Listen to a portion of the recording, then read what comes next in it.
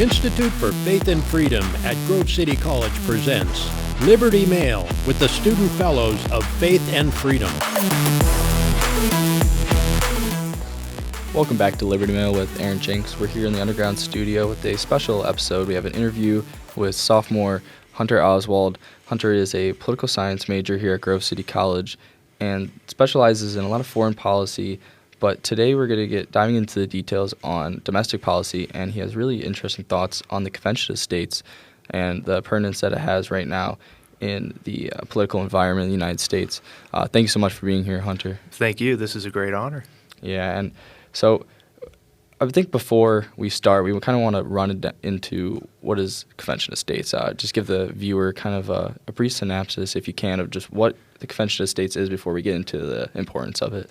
Yeah, so Convention of States, it's kind of been brought about kind of through various media outlets recently, in fact, especially on a more local level. But what Convention of States is as a whole is it goes back to Article 5 of the Constitution, so which is the amendment process for how new amendments are proposed and brought about in the Constitution. So when you look at Article 5, the first sentence tells us that Congress can propose laws, but at the same time, it creates a separate clause which states that in Article 5, or on the application of the legislatures of 2/3 of several states shall call for a convention.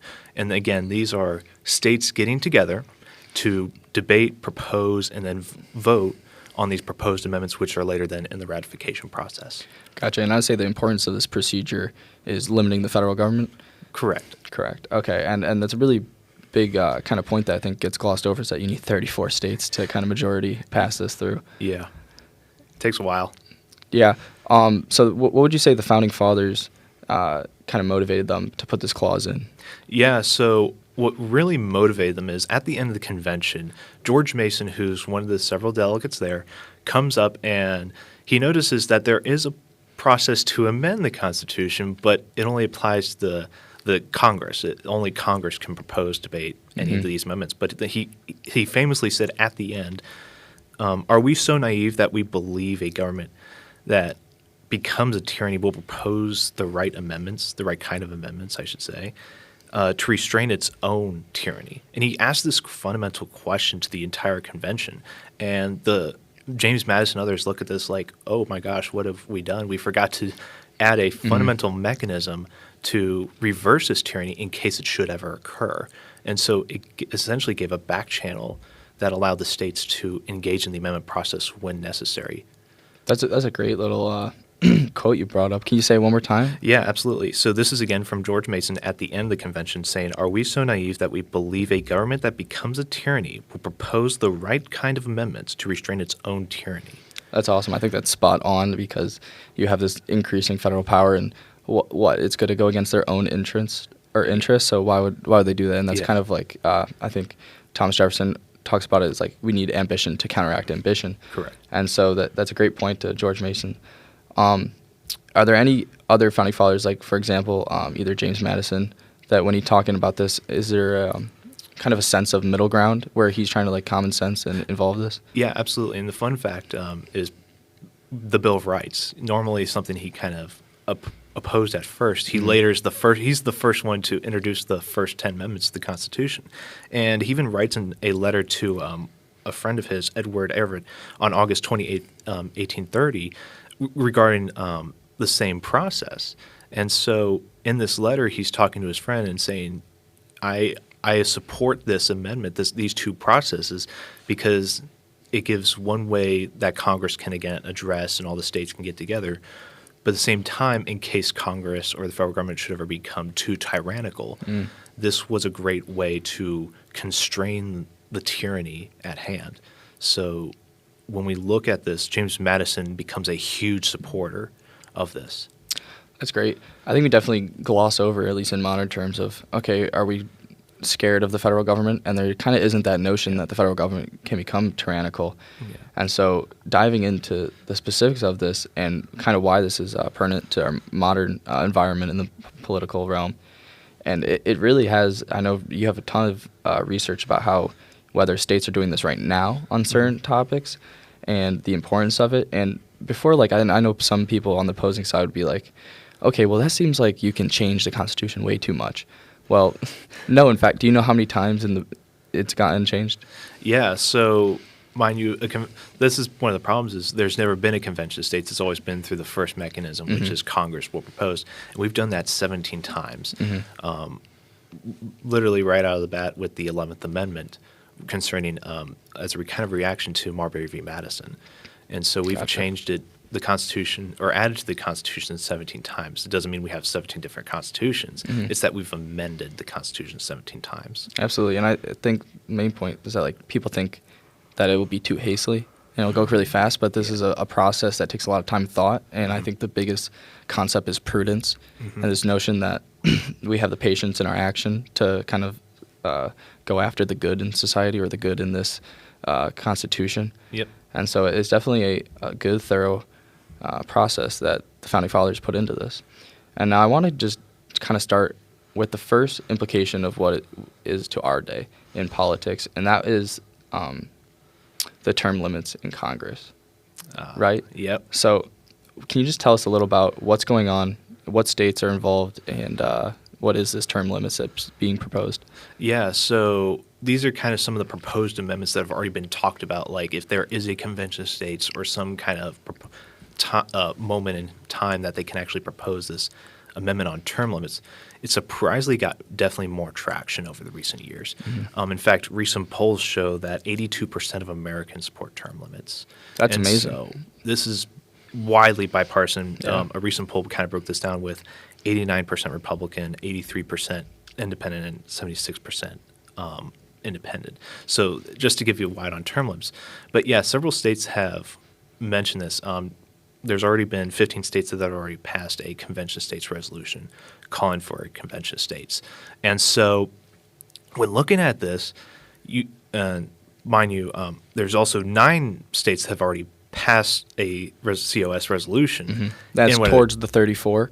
Like 9 of the needed 34? Okay. Yep. And then as of this year, 18 states have already activated legislation to pass convention of states legislation. So when it comes to especially like term limits, this is like one of the biggest things that have united all these states.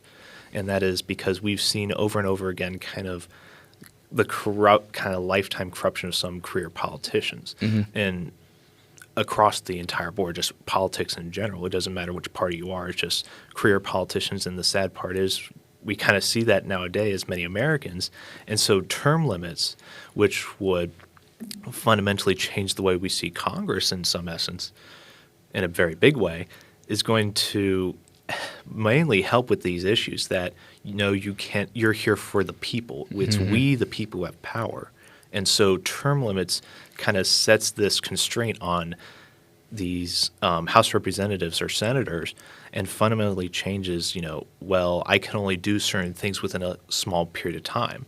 So they're not going to be there forever for whatever reason. They have to stick to their platform. They have to actually work and do things that the people want and have demanded of them as being representatives. I see that point. Is there any concern that that shorter time span will kind of constrain these either senators or representatives to get work done and work across the aisle? Yeah, I've when talking to people, I've heard one of the major concerns is just experience. Okay. And that is, well, they're not in there for so long like you see some of these congressmen or senators. They don't have the experience, they don't have policy and procedure, they don't know how the committees work.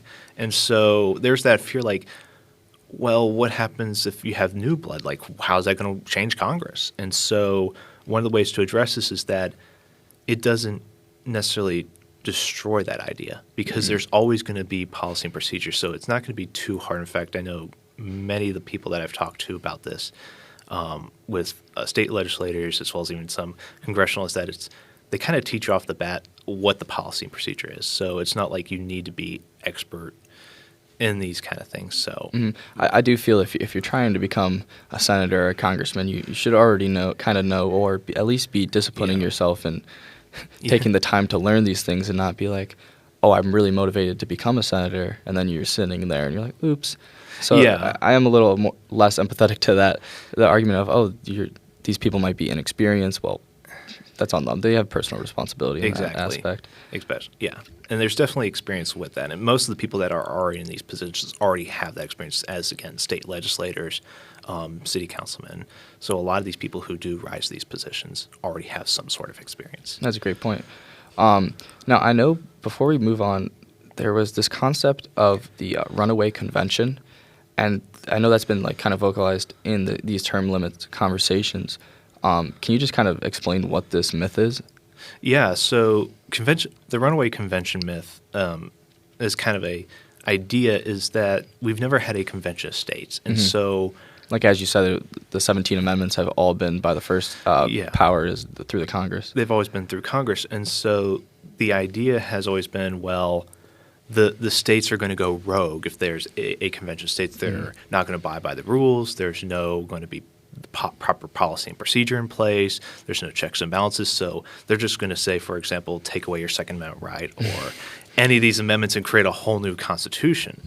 And where we really start seeing this myth form is in the 1960s and 70s with Ted Sorin and Arthur Goldberg, who are under the Kennedy administration. And, of course, this is a very tough time for people when it comes to certain constitutional concepts because it's like, okay, you get Miranda and all these through the 1960s and 70s, and it's very chaotic. And one of the ideas being brought up is convention of states to address some of the federal power concerns. And Goldberg and Rosenthal kind of come together. It's like, well, we really don't want a convention of states because it limits our power.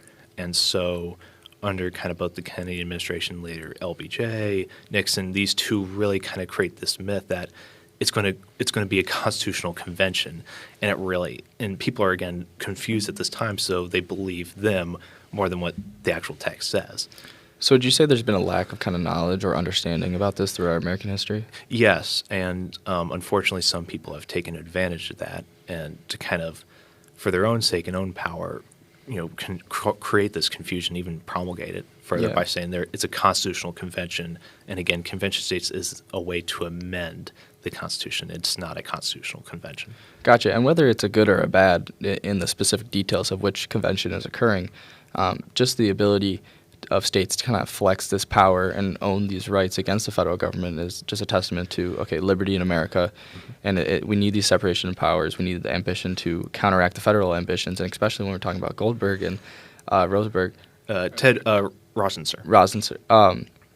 So their ambition definitely led to, now we have a narrative in America that is kind of wrong and uneducated, and now so we have ambition kind of pushing back in the 20th century or 21st century. The next kind of topic is still term limits, but this one I feel like is a little more debatable and a little more it's pretty polarized, I think, in opposing views, but please share about the limits for the Supreme Court, whether is it as polarized as maybe like media will paint it out to be? Yeah, so people have painted this idea of term limits on the Supreme Court as a very partisan issue. And as we've seen over time is that it's really not, because what we've seen is, especially with the effects of judicial activism and kind of the issues there with the living constitution concept and just the idea like, well, we're just going to create a new concept, whether people like it or not, and kind of federalize issues that were never meant to be federalized. It's taking kind of what Marbury v. Madison established to a whole new level, and unfortunately it actually infringed on people's rights in many ways. And so to kind of give a recent poll where many Americans stand, around 77% of Americans actually support term limits for Supreme Court. And it has nothing to do with like, well, we're going to get our side more advantage over the other. That's the whole purpose of term limits, is not to give these people life term limits to where if they're in that position, they can all of a sudden make judgments that ultimately change the way we see the Constitution, and that could actually harm Americans by taking away certain fundamental rights, saying this interpretation of the Constitution is not right for Americans, therefore you don't really have the right to actually have the Second Amendment or have free speech or newspapers or just any constitutional rights that are enshrined. And so term limits on the Supreme Court has been seen as a way of limiting those biases and those prejudices and just forcing these judges to say, hey, our job is not to create new rights or and put our biases. It's what does the Constitution say in relationship to laws and other disputes within the states. So I have quite a bit of thoughts on this, but before we get into that, is there a listed or specific time limit or term limit, that has been pushed forward, like 4 years, 8 years? I think, if I'm not, last time I checked, there's been various disputes on it. Everybody wants term limits, but there's still, of course, debate over how long a judge should be there. And some have talked about 8 years. Some have talked about 16 years at max. So it's right. I would say the current debate has either been between 8 years and 16 years. Okay. Because the strength of no term limits in the Supreme Court, I think, is, okay, well, yes, America is going to have progress, change, whatever you want to call it, just this build-up of, okay, we're going to adapt to the times. But then we also need our law and kind of the culture not to influence the court so much, to where we see kind of politics getting into the court system. And so I think that keeping the Supreme Court with no term limits is a conservative view that, okay, is an idea of prudence again, that maybe we don't change things up so much, because that could accelerate the change in America to such a degree that, okay, we can't take a step back. Yeah, and I've actually taken this in consideration, especially more recently. It's like, is it going to be the best policy to fix it? And when looking at it, it's definitely a great issue to debate on, because it's definitely gained more traction amongst states and amongst the people. And so when we see this as a potential amendment in the Constitution, in a Convention of States scenario, it's going to be very interesting on what is actually going to be the costs and benefits to a term limits on the Supreme Court. And so I think having people talking about this subject is actually going to be more beneficial to us, because it's going to be whether it's actually going to cost Americans in the end with their liberty, or is it actually going to help them by, say, restricting, again, the major thing, biases and prejudices, especially ideologies. Yeah, I like how you said, like, it will get more of a unbiased kind of judge into those positions and take away the politics. Like, that sounds very nice, but then part of me is like, okay, what if it does the exact opposite? And then you have this kind of dynamic where the Democrats get in, they make all their rules, they get out, Republicans get in, take away those rules, implement their rules, and then you have this dynamic of just back and forth with these term limits. So there's a lot of uncertainty kind of surrounding this. What kind of states have been taking the charge on these term limits? So when it comes to term limits, say, on the Supreme Court, quite a few have recently. It's not been as widely pushed. The biggest term limits has been Congress. And so more states have been more apt to support that. But when it comes to, say, term limits on the Supreme Court, not a ton of states have really supported it. It's been mentioned by a few, mostly Texas, some in Indiana. Interesting. And so that's just a couple to name off. There's a few more. Again, most of the 15 states have talked about this. Again, there's still debate within how long, or if there's a proposed amendment, what would it be? And so more states have slowly over time taken the support rate. But again, that's after a lot of deliberation amongst their own people. It's like, okay, what do we support if this amendment is brought up? And so when looking at this, yeah, a lot of states have gradually taken to supporting term limits overall. Yeah, it's really cool how widely spread on a citizens base that it is supported, especially with the term limits in Congress. It's interesting because that is not at all. We don't see these levels of bipartisanship in any discourse, whatever topic we're kind of talking on. So I think any kind of area in politics where the public can see that it's a bipartisan issue is kind of motivating. Now, the ramifications of if this will be a good thing or a bad thing in the long run is another story. Is there much kind of scholarly work on what people believe are the negative consequences of term limits? Yeah, all these issues that have been brought up about proposed amendments have brought up. Mark Levin, I know, has wrote a book about these stuff. Especially, I would highly encourage your readers. Liberty Amendments that talks about this. Other various. The book is called what? Sorry. Liberty Amendments. Gotcha. Thank you. That's a really good book for anybody who wants to talk about just some of these proposed amendments. More recently, scholars, Tom Corbin, Mark Okay. Meckler, who's the convention states people have talked about the ramifications about this. Tom Corbin, who recently passed away a couple years ago, he was huge into talking about the cost and benefits of certain amendments. When various other scholars are out there, another great resource is Article 5 Information Center that talks about some of the proposed amendments or potentially proposed amendments, because they're not proposed, but there's a lot of resources, scholarly work out there talking about term limits, or term limits for Supreme Court or Congress or any other amendment that would potentially be proposed. Gotcha. So I definitely see that as a rising, whether not problem, but a rising topic where I think it will carry a lot of weight and importance, and it'll be interesting to see where that goes. And the third issue that states have been dealing with, which I think is the most interesting out of these, is repealing the federal income tax that has so many implications and so many opinions of love and hate towards the federal income tax, whether dealing within this progressive tax era. And so when we talk about this, where does it start? Where does the push to repeal the federal income tax start? And I think it starts with conservatism, but can you talk about the kind of foundation of this movement?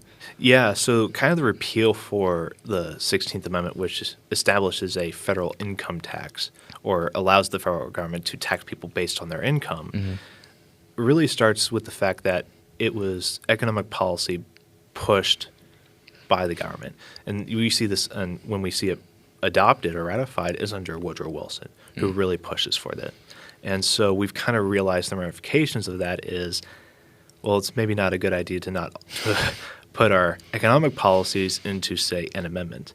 And so one of the biggest things, of course, has been the downside of progressive income tax, which essentially taxes more as you earn more income. And so what we've seen is more Americans every day have been trying to work their butts off, and we've realized, well, the government's using this now to tax more of our income, a heavier tax burden. Doesn't matter where you are on the where your income is, they're deciding, well, because we have these new programs, we can just tax certain people more or less.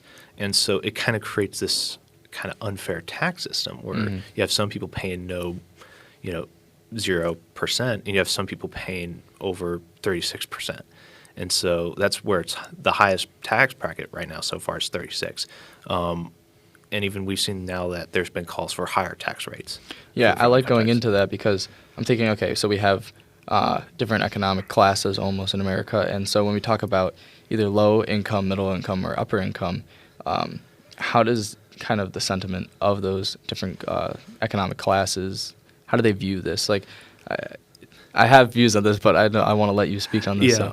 So kind of the tendencies so far have been those who are usually lower income individuals have likened it more because they take it to like, oh, well, I only make less than 100,000, so that I really don't have to pay taxes. So certain people kind of almost live in abject poverty at times because they realize, well, if I make a certain amount, I'm going to have to pay taxes. So more of my income is going to the federal government. My ability to, say, support my family is going to be a little harder than if I just worked at this kind of minimum wage. But then you have people, say, in the middle class or the middle group that pays a decent amount, but it's like, okay, we're also trying to better ourselves, and there's kind of a less incentive to, again, work harder or make more because they know when you get to the kind of the higher group, they're paying roughly 40% of the income revenue that Americans make. So when looking at this, there's kind of this sentiment overall that's like, are we really paying our fair share? And so you hear a lot about this. You hear that vocalized a lot in the media. Pay your fair share. Pay your fair share. Well, the way our tax system is nobody's really paying their fair share. We're paying unequal shares, really. And so, I mean, a great example of this would be with Aristotle, kind of this idea of, oh, we can make people more cordial if we have a progressive income tax. And Aristotle, I like this quote that made me really support a repeal of it, is that the greatest source of inequality is making two unequal things equal. And so people have used kind of the progressive income tax to kind of help with the wealth distribution or kind of this let's close the gap argument. And we've seen the exact opposite, that we've actually seen more of a gap because Americans are trying to work hard. But again, the incentive at times, there's no incentive to work harder. So why are we putting bad economic policy at times, or kind of these are just things being brought up, into a constitutional amendment? And so really that's where we start seeing the support for repealing the 16th Amendment come to be. Yeah, absolutely. And so, I mean, if it did get repealed through the Convention of States, what would be the remedy? What would be the new tax policy that comes into play, and or at least that you would support? Yeah, so various tax policies have been brought up about this, because it's like, well, if we get rid of the income tax, do we replace it? Do we just keep it alone? Do we do imports like we did back in the early colonial era? And one of the biggest things that have come up is either a federal sales tax on a very local level, or a flat income tax or flat tax. And more people have supported the flat tax over the sales tax for obvious reasons. But the flat tax, many Americans have supported, whether like at max a 17% flat tax has been the general consensus so far, because it doesn't matter how much you're making, you pay 17%. So you can make $100, you only get to pay $17. If you make $1,000, you're pushing in there $170. So it doesn't matter, and on and on. So no matter where you are, everybody's paying their fair share. Everybody's paying a equal percentage, no matter where you're based. And so that actually creates a sense of, well, I'm actually paying my fair share. Nobody's putting anybody down. Nobody's having to work less. People can actually make more and not worry about the federal government saying, well, you have to pay more taxes because you make so much money. Again, it's a tax policy that addresses these concerns and not have to force people to pay higher taxes just because they simply want to be better off in their life and with their families. They can actually feed their families. Well, it definitely seems more in line with the American founders' kind of ideal of economic policy in America, with a flat tax versus this progressive income tax, which we've seen. And I know people that kind of look into progressive tax. We know that these ideas stem from, you hate to just say it because we sound like the boogeyman, calling out the boogeyman, but they're connected to Marxist ideas. And so when we look about the implementation of it in America, we're like, oh, this hasn't been working for what it was implemented in the 1970? The income tax? No, 1913. Or the progressive income tax. 1913. 1913? Okay, so when we look at this, we've had 100 years to see, okay, this isn't boosting economic growth. This is not working, so we do want to change this up. And so the flat income tax is an interesting point that you bring up. Yeah, it's and definitely, like I've mentioned with the several states, that's probably another big one out there that's slowly gained bipartisan support. A lot of these amendments, especially this one, has gained bipartisan because both sides have seen like, well, it was a good idea at the beginning, but now we've realized there's a lot more negatives. And it's hard to polarize money in your pocket or money in your constituents' pockets. Yeah, the biggest thing is the money books and all that. So it really impacts kind of your back pocket, when you kind of see the government kind of taking more of your income. And that definitely gets people more charges when you realize you're taking more of their money. And the question of how am I going to feed my family or do anything in my life is a big concern for Americans. Absolutely. Well, I hope this discussion on the Convention of States, whether we talk about term limits or the income tax, has prompted listeners to at least dive into this kind of area and think about it. Good contemplation, good conversation. And thank you so much for being here, Hunter. Absolutely. And moving forward, we will have more of these type of interviews, getting into modern political issues or just kind of diving into more policy, whether it's like educational like this or more debate. And so once again, thank you, Hunter, for being here, for joining Liberty Mail. Thank you, Aaron. Awesome. For more information on this podcast or other programs, please visit faithandfreedom.com.